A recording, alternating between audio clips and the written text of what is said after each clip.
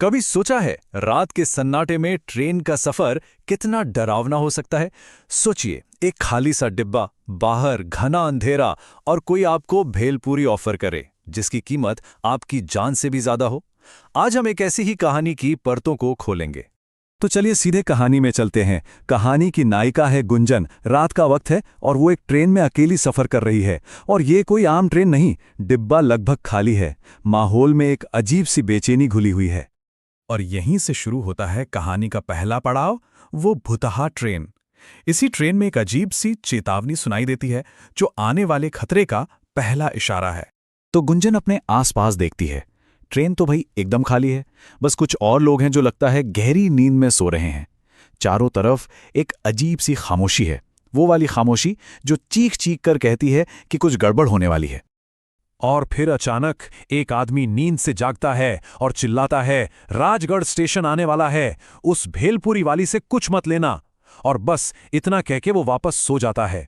सोचिए जरा, राजगढ़ स्टेशन और एक भेलपुरी वाली, यही वो चेतावनी है जो इस पूरे रहस्य की पहली गांठ है। तो देखिए, चेतावनी तो मिल चुकी थी साफ साफ, पर उसे अनसुना कर दिया गया। और बस यहीं से कहानी एक बहुत ही खतरनाक मोड़ ले लेती है। अब गुंजन के दिमाग में उथल पुथल मची है। एक तरफ एक अनजान आदमी की वो अजीब सी वार्निंग, दूसरी तरफ पेट में चूहे कूद रहे हैं। क्या करें? वो सोचती है, अरे छोड़ो, कोई मजाक कर रहा होगा, और अपनी भूख को तरजीह देती है। और यहीं पर एक मामूली सी खरीद फरोख्त एक भयानक सौदे में बदल जाती है। गुंजन पैसे पूछती है तो वो औरत कहती है, पैसे नहीं, कीमत कुछ और लगेगी।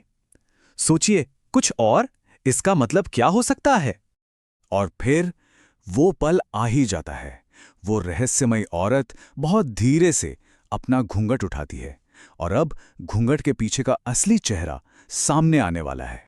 घूंघट उठता है और सामने एक चुड़ैल। जी हां, वो भेलपुरी वाली असल में एक चुड़ैल थी, और उसकी कीमत थी गुंजन। और इससे पहले कि कोई कुछ समझ पाता, वो गुंजन को अपने साथ लेकर गायब हो जाती है।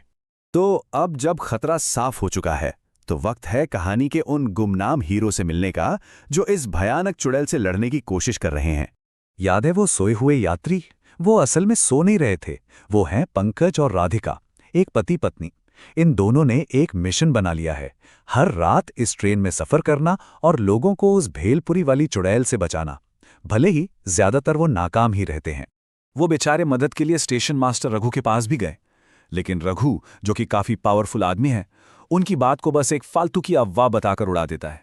अब सोचिए उनकी हालत, उनकी हताशा और बढ़ जाती है। उन्हें समझ आ जाता है कि ये लड़ाई उन्हें अकेले ही लड़नी पड़ेगी। लेकिन यहीं राधिका एक कमाल का आइडिया निकालती हैं। वो सोचती हैं, ठीक है, अगर हम चुड़ैल को आने से नहीं रोक सकते, तो क्यों ना उसे उसी के खेल में हराया जाए। प्लान सिंपल है, चुड़ैल के आने से पहले ही हम खुद सबको भेलपुरी बेच देंगे, ताकि उसकी भेलपुरी कोई खरीदे ही नहीं। और ये प्लान हमें कहानी के क्लाइमैक्स पर ले आता है, एक ऐसा मोड़ जहां प्लान काम तो करता है, लेकिन उसकी एक बहुत बड़ी और दुखद कीमत चुकानी पड़ती है। तो होता यह है कि राधिका का प्लान काम कर जाता है। वो सारी भेलपुरी बेच देती है, लेकिन वो चुड़ैल इतनी आसानी से हार मानने वालों में से नहीं थी। वो फिर भी आती है, और इस बार शीतल नाम की एक लड़की को अपना शिकार बनाने की कोशिश करती है। उसे अपनी भेलपुरी लेने के लिए ललचाती है। पर इस बार राधिका सिर्फ दूर से चिल्लाती नहीं है, नहीं, वो सीधा चुड़ैल के सामने आकर खड़ी हो जाती है। वो ठान लेती है कि आज वो किसी और को उसका शिकार नहीं बनने देगी। और फिर शीतल को बचाने के लिए राधिका वो करती है जिसके बारे में कोई सोच भी नहीं सकता। वो चुड़ैल के हाथ से वो जहरीली भेलपुरी छीनकर खुद खा लेती है।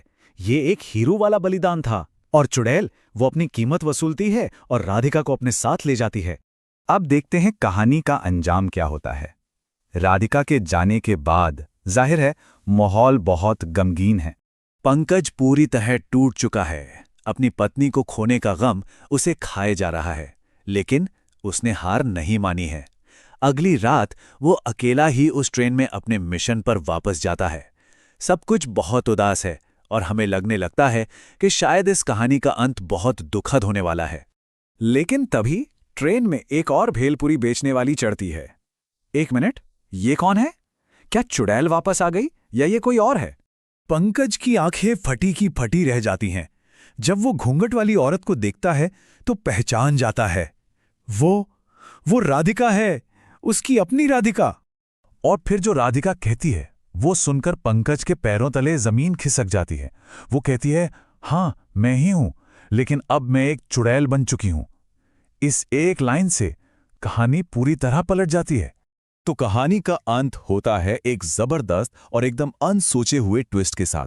राधिका का बलिदान बेकार नहीं गया, वो मरी नहीं बल्कि बदल गई। उसने उस बुरी चुड़ैल को हराया और उसकी जगह ले ली, पर लोगों को नुकसान पहुंचाने के लिए नहीं, बल्कि उनकी रक्षा करने के लिए। वो अब एक गार्डियन, एक रक्षक बन चुकी है। और ये कहानी हमें एक बहुत गहरे सवाल के साथ छोड़ जाती है कि क्या कभी-कभी बुराई को मिटाने के लिए खुद बुराई